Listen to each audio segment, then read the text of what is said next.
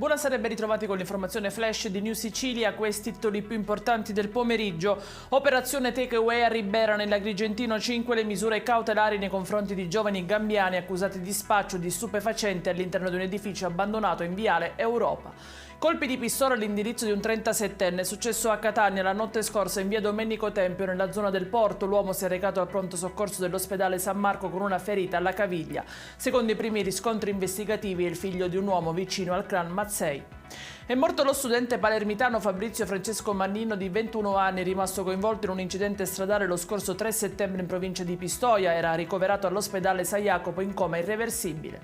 E rimaniamo in tema di incidenti stradali. Grave quello verificatosi nelle scorse ore in territorio di Custonaci, nel Trapanese. 3 i feriti, tra cui 2 donne, madre e figlia, entrambe in condizioni critiche, trasportate al pronto soccorso in codice rosso. Solo qualche strascico di rovesci temporaleschi in Sicilia atteso per la giornata di domani. Le piogge interesseranno la zona dell'Ennese. Le previsioni meteo parlano di una rimonta dell'anticiclone, temperature in aumento a partire dalla prossima settimana. I dettagli su queste notizie li trovate sul nostro sito www.neusicilia.it e sui nostri canali social. Arrivederci e a domani.